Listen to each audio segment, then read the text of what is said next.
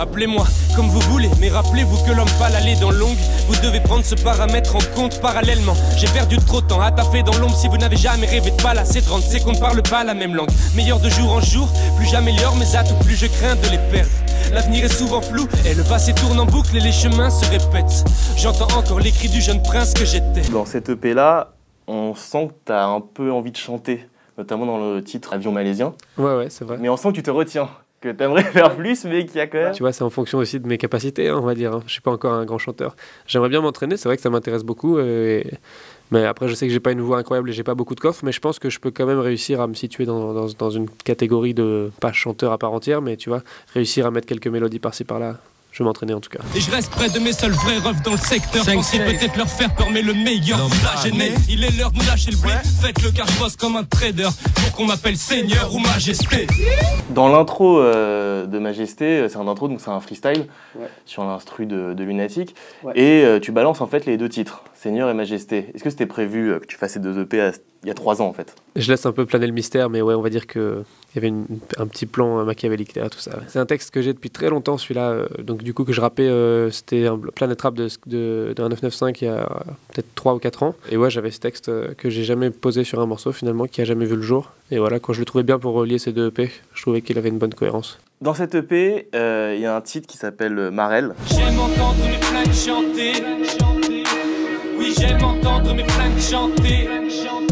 Et si tu gobes toutes les conneries qu'on te raconte, alors tu peux entendre mes flingues chanter. Il y a des espèces de clins d'œil à Gaspard Noé. Et tu avais déjà fait précédemment un titre qui s'appelait Enter the Void. Enter the Void était clairement un clin d'œil à Gaspard Noé, le titre.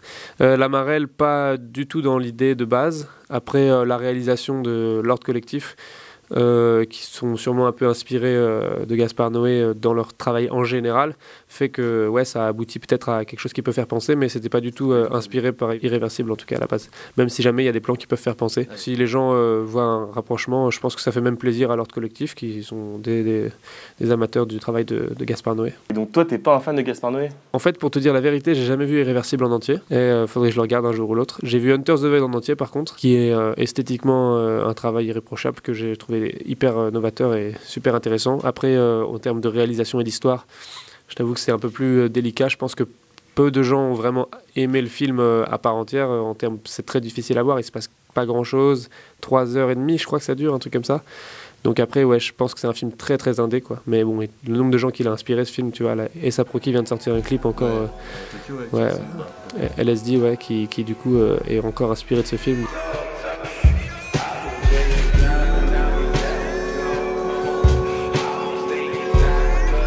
Donc ça montre qu'il a quand même touché beaucoup de gens. C'est presque du plagiat, parce que Kanye West l'avait pas vraiment déclaré, mais c'était totalement le générique de Enter the Void, quoi. Les lumières qui scintillaient. Gaspard Noé, clairement, influence beaucoup de gens. Après, il a un travail peut-être trop indé pour que ça soit au grand public tout le temps. Il vient de sortir un film, là, il paraît que...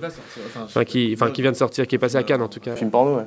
Ouais, apparemment, il y a une grosse éjaculation faciale en 3D, ouais, dans la tête des spectateurs. C'est un truc qui va t'inspirer, tu penses? Je sais pas.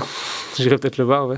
Où sont les fêtards? Je ne vois plus que des cimetières. Toute la haine du monde cachée sous un bonheur superficiel. Au début, les gens paraissent fiables. Tu voulais sortir, mais à minuit, t'es déjà trop sous pour te rendre compte que tu danses avec le diable. C'est pas comme ça que je voulais que le plan s'élabore. C'est dur de contrôler son encéphale en mélangeant le chanvre et l'alcool. On peut plus changer la donne. J'aime pas les vendettas, mais je pourrais me changer en vrai barbare si on essayait de me trancher la gorge. Tu fais quand même partie d'une scène, Paris Sud quand même, ça regroupe beaucoup de rappeurs maintenant, il y a l'entourage, un 995, etc.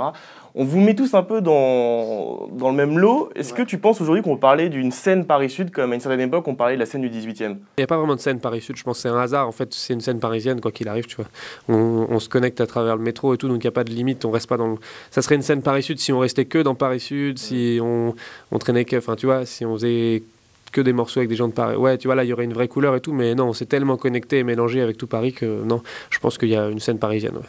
Et tu trouves pas quand même qu'il y a un lien entre vous quand même musical? On traîne ensemble, on rappe ensemble. Quand on voit les mecs qui traînent dans le 9e par exemple, c'est pas du tout pareil, tu vois. Je connais des gens qui traînent vers chez moi qui rappent comme les gars du 9e, donc je pense que là aujourd'hui, avec internet et les connexions de partout, il n'y a plus trop de règles comme ça. Enfin en tout cas moi c'est comme ça que je le vois, quoi. Je pense que aujourd'hui il y a plein de différentes manières de rapper, différents courants musicaux, et voilà, c'est en fonction des goûts subjectifs, tu vas vers ce qui te plaît, quoi. La première fois que j'ai découvert, moi, c'était sur le clip avec Nekfeu. Ouais. Et je l'ai revu justement pour l'interview. T'as beaucoup changé. Ouais, j'ai beaucoup changé, ouais.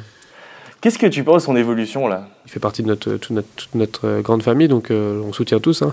Après, il prend des choix artistiques différents, il avance, il évolue. Moi, je trouve ça cohérent, donc je soutiens à fond, quoi. Après, il y a des trucs qui me parlent moins, mais voilà, comme dans tous les albums, en vrai. Tu vois. Et Jerry, j'ai beaucoup aimé, par exemple. Time Bomb, bien sûr, hein, tout le monde l'a kiffé, je pense. On verra, je me prends moins, tu vois, c'est moins mon truc. Après, c'est un morceau très bien fait, quoi, tu vois. Nick les Clones, j'ai bien aimé quand même.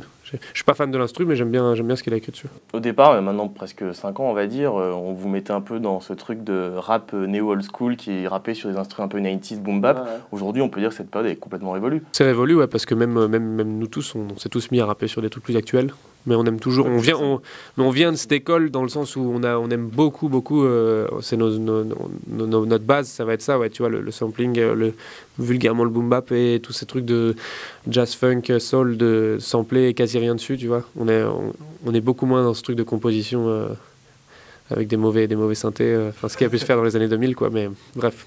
Mais voilà, après aujourd'hui, on s'intéresse pas mal à tout ce qui se fait actuellement, quoi, donc moi, dans mes projets, il y a une bonne partie qui est très actuelle, je trouve. J'évolue comme tout le monde seul en itinérance. Malheureusement, plus je grandis, plus je méprise les gens. Triste mammifère, je suis pas censé être très différent. Mais au fond de moi, je me sens tellement différent. Seul, loin, je n'ai plus le temps d'attendre. Ils me pensent tous cinglés, non, je suis juste en avance. Ça fait longtemps qu'ils ne captent plus mon esprit. Solo, peu de gens méritent mon estime.